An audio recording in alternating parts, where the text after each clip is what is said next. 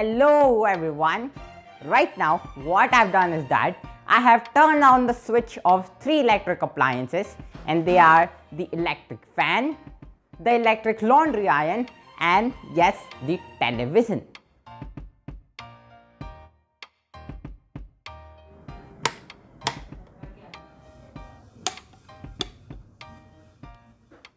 Now after 5 minutes I have switched off all of them, and now what I'm gonna do, I will touch each one of them and we're gonna see some things there, right? So let's go to electric fan there, and what I can see, yes, electric fan has heated up a little bit. Yes, it is dissipating some heat. Okay, that's great. Now what about television? Can you guess what's gonna happen? Yes, the same thing is happening here. The television has also heated up, right? And now finally what we have? Yes, the electric iron. And what about this? I'm not gonna touch this because I know that it has heated up, right? I'm not gonna take the risk. Okay, so what we have seen here, all these three gadgets, the one thing which is common is that they all are electric devices and they all are dissipating heat. So we can actually observe one relationship between the heat and electricity, and from this we can simply say that this is nothing but the heating effect of electric current. But one thing is there is that the amount of heat which they all are dissipating, that is different, and we're gonna answer that question in our video. And we're gonna also see few more things about the heating effect of electric current. So let's begin.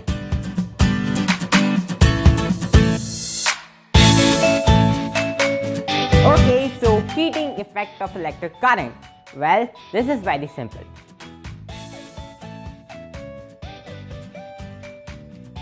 So when current is passed through a conductor, the conductor gets heated up, and we call this phenomena as heating effect of electric current. Well, this is very simple. But there's one question, is that why the conductor is getting heated up? Why it is dissipating the heat? Well, in order to answer that, we have to zoom into the conductor a little bit. So let's do that. Okay, so what we can see here inside the conductor, yes, we can see some atoms which are not showing much movement here. Now let's consider only one single electron just to make it look very easy. By the way, we all know that there are millions of electrons which flow through the conductor, right? So this electron gonna come, and now what happens is that electrons collide with those atoms, and those kinetic energy of the electrons get converted into the heat energy, right? So here we can see that there is a loss of energy from the kinetic energy to the heat energy. So that is what happens here. Okay, now what about calculating the amount of heat which is getting dissipated, right? So that is what we are going to see next. Okay, so from the previous video what we have seen, yes, that power is equals to work done per time, right? And work done is nothing but energy, and in this case it's going to be, yes, the heat energy. So we have that power is equals to heat energy by time. Now here what we're gonna use, yes, that heat energy is equals to power into time. Well, that makes a lot of sense. Well, so here we have that H is equals to P into T. Now from the previous video again, if you haven't watched that, you can check the I button or the description box below. Okay, now from the previous video we have also seen that power is equals to voltage into time, or P is equals to V into I.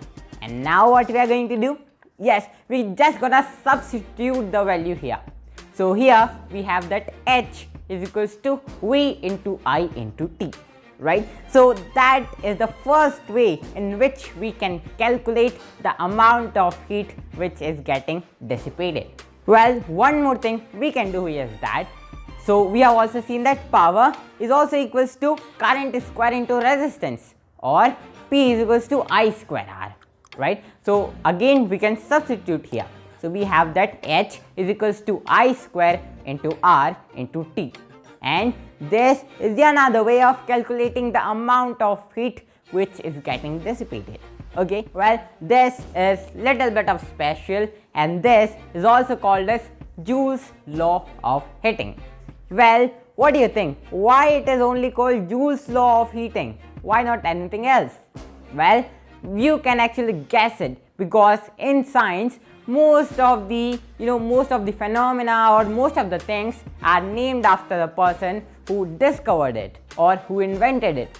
So here also the person who discovered it was James Prescott Joule, and that is why it is called Joules Law of heating. And in this law, what we can see, yes, that the amount of heat which is getting produced is directly proportional to the square of the current, directly proportional to the resistance, and directly proportional to the time for which the current is flowing, right? So we have these two things. And now after seeing this, what we can say? Yes, see here that it is directly proportional to the resistance. It means that if we're gonna increase the resistance, the heat will also, or the amount of heat will also increase, right? So now it's time to answer the question which I told you at the beginning of the video, right? We had that electric iron or the electric laundry iron and the electric fan and television, and the amount of heat, that was different. Why? Because the materials, they have different resistances. And what we saw was that electric iron, it was dissipating the most amount of heat, and that is why we can say is that iron has a material with the highest resistance among these three gadgets. Okay, so I hope that you understood this concept of Joules Law of heating and how the current resistance's time is related to it. Okay, so once we are done with that, now let's take our attention to something very interesting. So what I have told you is that heat is the loss of electric energy. That's what I have told you. Light as well as heat, they both are loss of electric energy.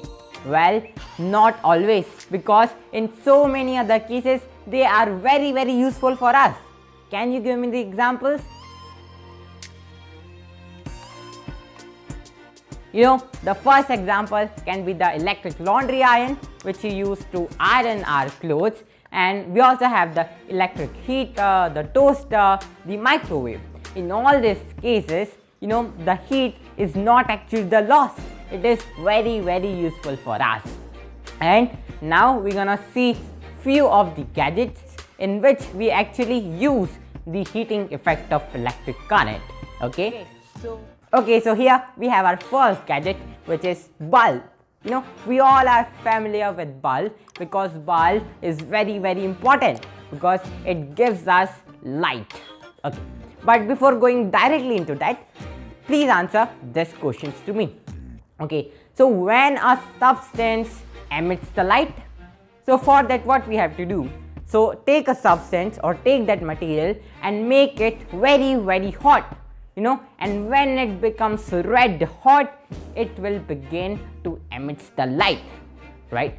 And to do this, we need a material which has a very high melting point, because if we are making it very hot, so otherwise it will melt. So that is why we need a material or we need a substance which has very high melting point. And that is why inside that bulb, can you see that filament over there? Yes. So that filament is made up of a metal called tungsten, and tungsten has very high melting point. You can see its value here, right? So this is the reason why tungsten is used as a filament of the bulb. And also we don't want this tungsten to react with the air which is present in our atmosphere. So that is why we keep that filament inside an isolated system. So it can be either vacuum, or we can also fill that system with some inactive gases like the nitrogen and argon, right? So that is all about the bulb. Hey, but one thing is left about this bulb is that tungsten which we are using as a filament, we make this as as large as possible. So we want large length and a small cross sectional area. We make it thin and longer. Can you see something here? Large length and small cross sectional area. Why we are doing this? Yes, to increase its resistance. And we have already seen that resistance and the heat getting produced, they are directly proportional to each other. And if you didn't understood this relationship about between the length and the cross sectional area, then watch this video in the I button. You will understand everything. Okay, so that was about the bulb. Now let's talk about our next material, which is heater. Okay, so heater is made up of coils, and those coils are made up of nichrome.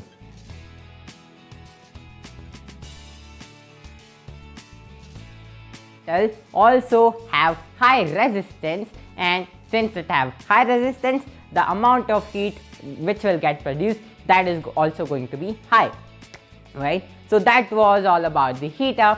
And there's one more interesting way in which we use this heating effect of current, which is in this fuse. Well, I'm not talking about the chocolate bar. Well, fuse looks like this.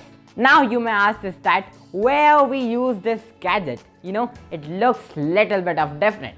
So what happens is that, let's say we have one gadget, let's say it is a TV or television.